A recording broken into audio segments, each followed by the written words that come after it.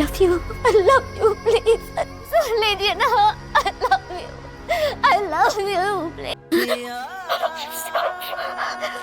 हिम्मत नब्ज चल रही है आपकी, नब्ज चल रही है। आप ठीक हो जाएंगे, कुछ नहीं होगा। Thank you, thank you, thank you so much मेरी जिंदगी में वापस आने के लिए। Thank you. I love you, I love you, I love you.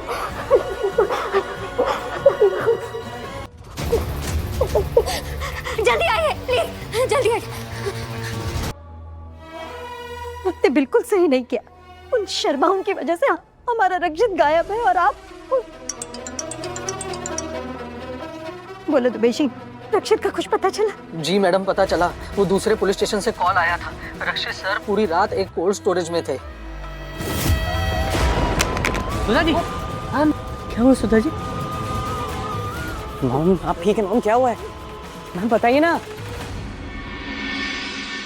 आपको ठीक होना पड़ेगा मेरे लिए, कुछ नहीं होने दूंगी। बेस्ट को संभाल के। एक मिनट मैम, आप अंदर नहीं आ सकती। बस प्लीज प्लीज कर दीजिए। कुछ नहीं रक्षित सर को प्लीज ठीक कर दीजिए प्लीज।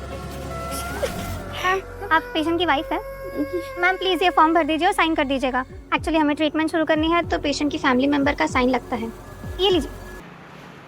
क्या रक्षित जिंदा है और किसी ऐसी जगह पर फंसा हुआ है जहां से वो खुद बाहर नहीं आ सकता?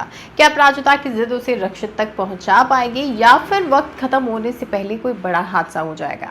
क्या हुडी वाला आदमी ही रक्षित के गायब होने की वजह है? और क्या फर्स्ट फ्लोर के बंद कोल्ड स्टोरेज के पीछे रक्षित की जिंदगी का सबसे बड़ा सच छुपा हुआ है? दोस्तों, आज का एपिसोड इमोशंस, डर और उम्मीद से भरा हुआ है।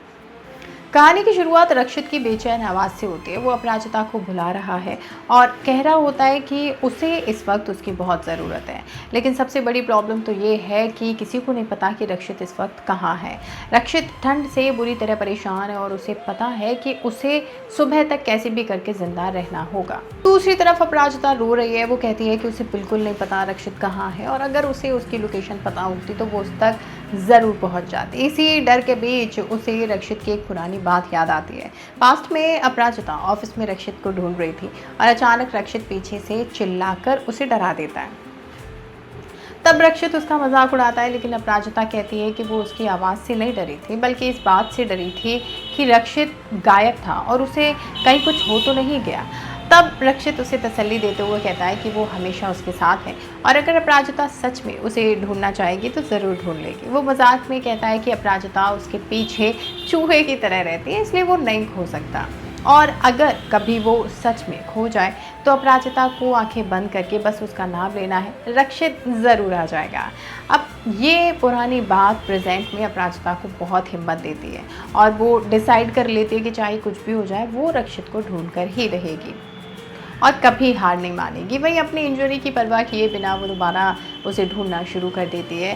तभी उसकी नज़र हुडी वाले आदमी पर पड़ जाती है। अपराजिता को लगता है कि यह आदमी ज़रूर रक्षित के बारे में जानता होगा। वो पीछे से उस पर अटैक करती है और पूछती है कि उसने रक्षित के साथ क्या किया। हुडी वाला आदमी उसे पकड़कर उसका गला दबाने लगता है, पर अपराजिता किसी तरह वहाँ से बचकर निकलने की कोशिश करती है और फिर उसे पकड़कर दोबारा पूछती है कि रक्षित कहाँ है, लेकिन हुडी वाला आदमी उसके हाथ से निकलकर भाग जाता है। अपराजिता के दिमाग में एक बात क्लियर हो जाती है कि अगर हुडी वाला आदमी यहाँ है तो रक्षित भी ज़रूर आसपास ही होगा। उधर पुलिस स्टेशन में आराध्या मालती को बताती है कि लॉयर ने क्लियर कर दिया है कि अब बेल मिलना मुश्किल है, इसीलिए सुबह तक इंतज़ार करना होगा।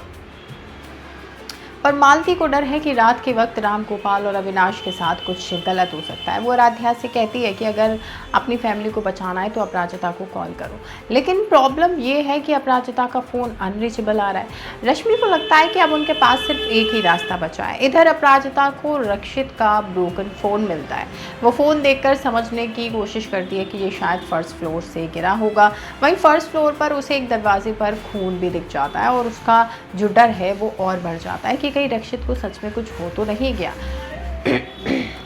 अब ये सवाल अपराजिता के दिमाग में घूमने लगता है। इसी बीच रश्मि और आराध्या रक्षित के घर पहुंचती हैं और वहां अरविंद से राम गोपाल और अविनाश को बचाने में हेल्प मांगती है। मगर असली कहानी तो कुछ घंटे पहले ही शुरू हो चुकी थी।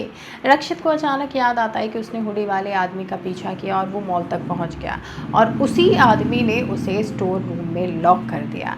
अब यहाँ पर रक्षित अपनी जिंदगी और मौत के बीच में फंसा हुआ है। वहीं अपराजिता उसे ढूंढने के लिए फर्स्ट फ्लोर पर पहुंच चुकी है और ताला तोड़ने की कोशिश कर रही है। दूसरी तरफ अरविंद ने पुलिस को वार्न कर दिया है कि राम गोपाल और अविनाश के साथ में किसी भी तरह की बदतमीजी या टॉर्चर नहीं चलेगा। इतना ही नहीं, वो सुधा पर भी चिल्ला देता है और कहता है कि लाइफ में पहली बार सुधा गलत है, इसीलिए वो उसकी बात नहीं सुनेगा। अब सबसे बड़ा सवाल ये है कि अपराजिता समय पर रक्षित तक पहुंच पाएगी, रक्षित सुबह तक सरवाइव कर पाएगा, अरविंद राम गोपाल और अविनाश को बचा पाएगा और सुधा का अगला रिएक्शन क्या होगा? भाई बहुत सारे सवाल हैं और जवाब जानने के लिए सिर्फ एक ऑप्शन, चैनल को सब्सक्राइब कर लीजिए और आने वाले एपिसोड को बिल्कुल मिस मत कीजिए।